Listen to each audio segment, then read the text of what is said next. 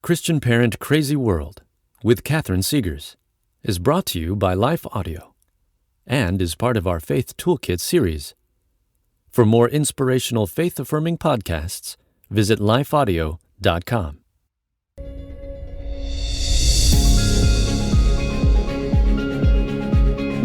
Welcome to Christian Parent Crazy World, the podcast that tackles tough topics to help you be a godly parent in an ungodly world. I am your host, Catherine Segars, and in today's episode, we will tackle this very messy question.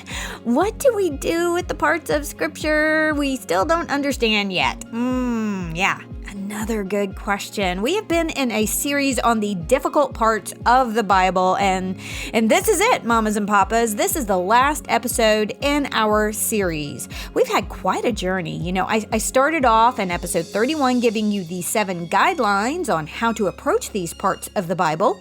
Then I applied those guidelines in episode 32. Then I talked about what happens when someone cherry picks these tough parts of the Bible and paints an ugly and inaccurate picture of God. And then in episode 34, we talked about 2 critically important aspects of God's character that we must understand so we won't fall for that false picture of God. Now, we have finally arrived at the last episode in this series. The 6th guideline that I gave you when approaching these difficult parts of the Bible was what to do when we search for answers but still haven't found them yet. And I told you that we must stand on what we know. And then the 7th guideline was to keep wrestling out loud with these questions. And by that I mean let your kids see you wrestling.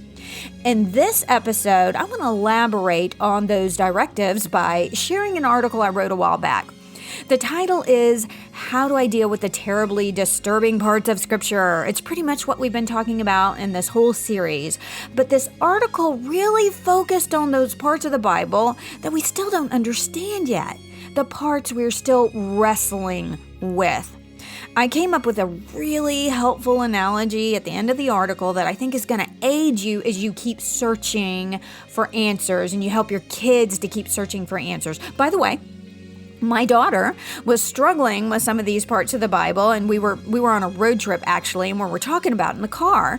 So I pulled up my own article and I read it to her. I wasn't driving, by the way. My husband was driving. Don't read and drive. That's not a good idea. Or text and drive or drink and drive, obviously. I mean, there's like a lot of things you shouldn't do while you're driving. But when you are not driving, you might want to read this article to your kids or text it to them. Well, again, not while you're driving, or you could let them listen to the podcast. So in this episode, I'm going to be giving you the audio version of that article, just like I did with my daughter, and I'll link it for you in the show notes so you can read it as well. That's the plan for this episode of Christian Parent Crazy World. So let's get started.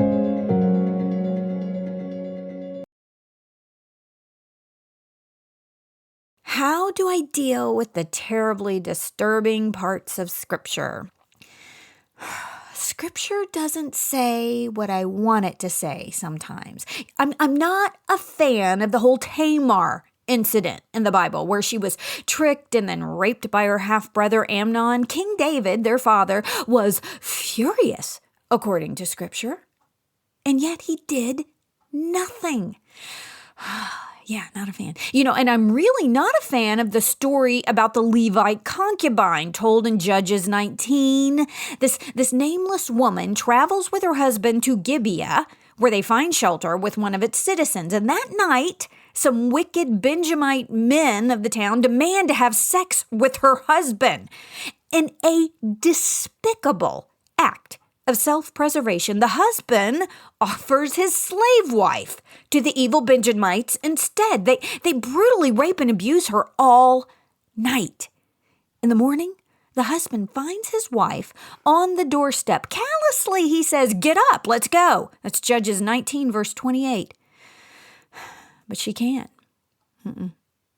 She's dead. He then feigns indignation and sends parts of her body all over the 12 tribes of Israel, inciting a war of vindication for a crime he allowed to happen. His actions are reprehensible. The Benjamites are vile. Yeah, I don't like that story. Oh, then there is the issue of slavery in Scripture. The Bible definitely doesn't say what I want it to say there. The Old Testament doesn't condemn slavery. No, kind of regulates it. I don't like that, not one bit. And then in the New Testament, the Apostle Paul returns a runaway slave to his master, Philemon, who is a house church leader. Again, quite unlikable and disturbing. Issues like these frequently come up when discussing the Christian faith with unbelievers. They wonder how we can overlook such things. Well, we shouldn't. We should wrestle with these sections of the Bible. We must not change them. We must not discard them. We must study and question and pray and wring our hands. For often when we do, we will find answers rendered more precious because of the journey it took to find them. We must dig deeper when there is injustice. After Tamar's rape, we see the unraveling of David's dynasty as another son, Absalom, seethes in fury over his father's inaction. Absalom takes matters into his own hands. He murders his brother Amnon. Then he is exiled and unforgiven for a crime that David himself had committed without any justice in mind, I might add. Then Absalom tries to overthrow the kingdom, and he himself is killed. But if David had been a godly father, if he had disciplined and punished and forgiven, his sons would not have died. His daughter might not have been raped and ruined. I don't like this story. Not one bit. But there are valuable lessons to be learned. It is a cautionary tale on the perils of poor parenting. We must dig deeper when there's a crime. The story of the Levite concubine reveals that in the ensuing war, which is a direct result of this heinous crime, 25,000 Benjamite soldiers perish and over 40,000 soldiers die from Israel. God takes the lives of 65,000 men to account for the murder of this one discarded, seemingly insignificant slave woman. And more men die from Israel than the tribe of Benjamin. That is no coincidence. The implications are clear. God holds the concubine's husband more responsible than the men who actually murdered her, because he was charged with protecting her, and he allowed it to happen. I still don't like this story, but there is tremendous value given to this life by God. And there's justice. It's a cautionary tale for men on their mistreatment of women. We must dig deeper when there is oppression. The issue of slavery, that is one of the most complicated in all of Scripture. God hates divorce as well, but he allowed it and regulated it because of the hardness of men's hearts. He allows many things that are far from his design. He allows the natural consequences of our evil choices. Still, I want Scripture to liberate the slave clearly and emphatically. It doesn't. Instead, we are left with a set of laws and principles which we must learn to apply. We are left with thousands of years of human history in which civilizations claw their way to a better understanding and application of those principles. Principles like love your neighbor as yourself. And it took us far too long to realize that what should have been obvious. You cannot love your neighbor as yourself if you own him. Slavery still exists in many parts of the world. People are imprisoned for their ethnicity, their sex, their pursuit of freedom, and their faith. It must be considered a true statement that the man or woman who lives a lifetime in shackles but dies and is for all eternity free in heaven is better off than the free man or the woman who lives in affluence and excess here on earth but dies and spends an eternity in hell.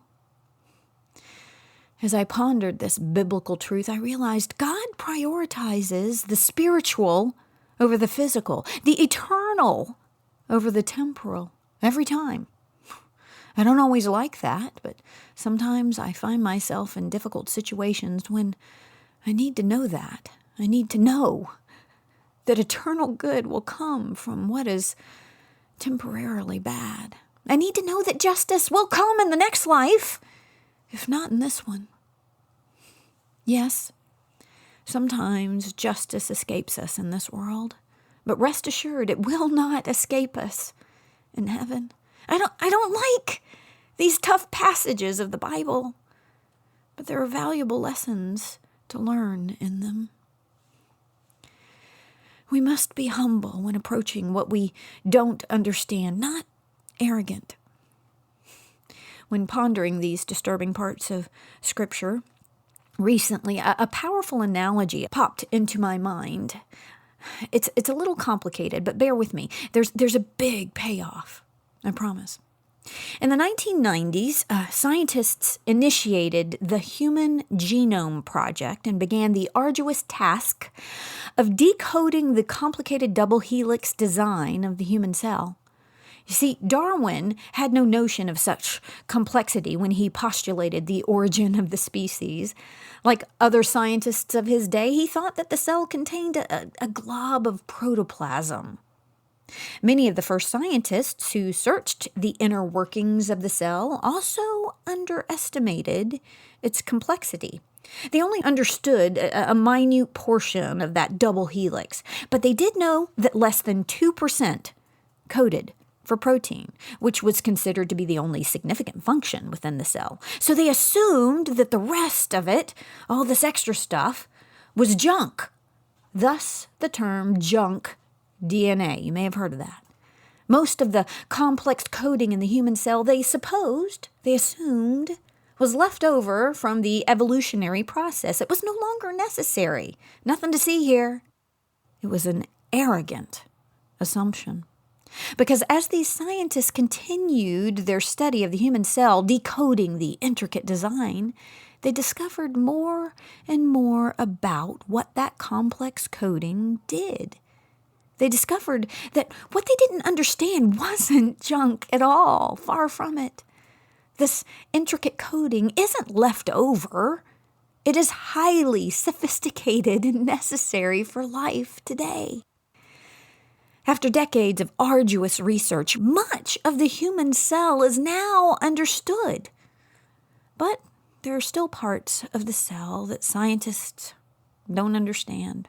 Truth seekers, however, don't call it junk anymore. They recognize that the brilliance of this coded design, all that they have painstakingly come to understand, renders what they don't understand relevant, significant, critical, in some yet to be discovered way, and utterly essential. History has taught us to be humble. Likewise, in my younger years, I was tempted to render the difficult or disturbing parts of Scripture junk. I'd have liked to toss some sections on the dung heap of history as part of the human story which enlightened minds no longer need. And I would have been so wrong. As I've walked with this word and wrestled with it for over 4 decades now, I've come to respect it in ways that the young me couldn't fathom. I've decoded much more of the design, and I now know that the ancient path was right. It had purpose, even when I couldn't perceive it. As modern believers, we have unprecedented access to original Hebrew and Greek sources, interlinear versions, biblical commentaries, apologetic books, online resources, Bible studies, and endless translations of the word itself. We have so much more knowledge than the generations before us. Theologians and laymen alike have decoded the intricate design of Scripture and gained unparalleled understanding. Even still, there are parts of the Bible that we don't understand, parts that are beyond our grasp, parts that lie beyond the edge of what we can comprehend. That doesn't mean we should discard these sections as junk, nor should we accept them with blind faith, like renowned atheists Richard Dawkins and the late Christopher Hitchens have claimed Christians do. Scripture doesn't demand blind faith from believers, and neither does God. No, the believer's faith is not without evidence. It is built on all we have discovered, all we know to be true.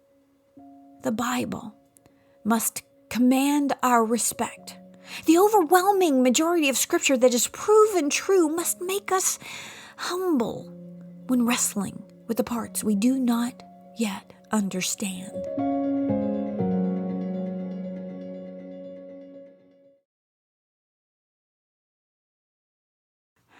There are parts of this book that I don't understand, and I won't change what I cannot understand. I will wrestle with it. I will study it, and I will cross-reference and pray and seek and cry out for answers. I will immerse myself in Hebrew and Greek and biblical commentaries, and I will find explanations that are consistent with the whole of Scripture and the revealed nature of God. And will find as many answers as I can. But I will likely go to my grave with some big questions unanswered. So will you, whether you believe in God or not. You see, we all see in part. We must accept those parts we cannot see as part of an overarching plan that one day we will see, we will understand. Until then, we must stand on what we can see, as what we can see ever grows.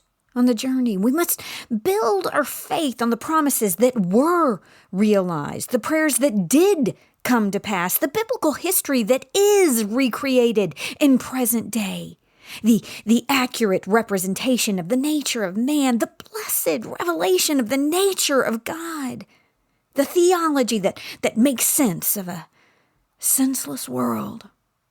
We must stand on all that we know, all that has been proven true. And what we don't understand, we must continue to seek. We must never stop, because the great discoveries come to those who never stop seeking, who never stop asking the hard questions. Don't let what you don't understand about the Bible deter you.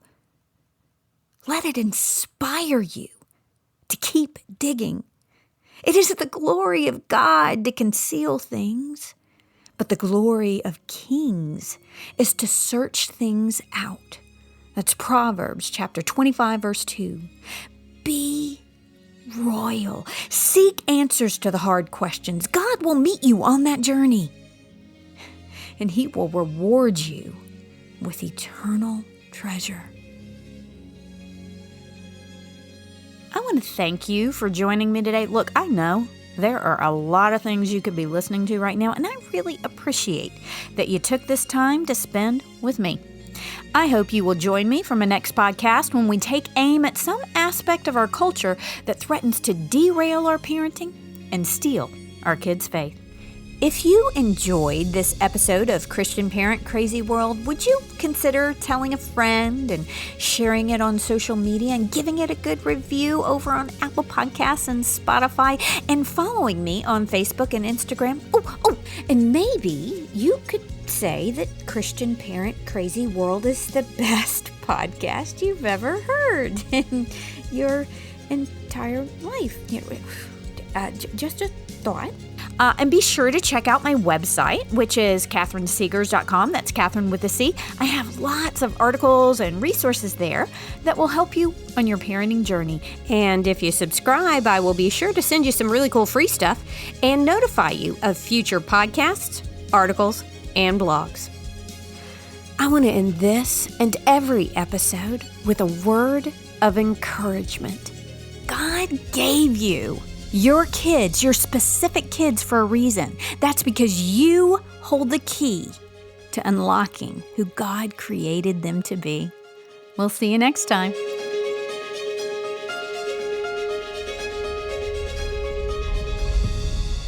Christian Parent Crazy World is a production of Life Audio and the Salem Web Network. To hear more from Catherine Segars, visit her site, CatherineSegars.com. If you enjoyed this episode, would you take a minute and leave us a rating and review in your podcast app? It really does help us connect to more listeners like you. A special thanks to Kelly Gibbons, Stephen Sanders, and Stephen McGarvey for their production and editing on this episode. You can find more podcasts like this over at lifeaudio.com.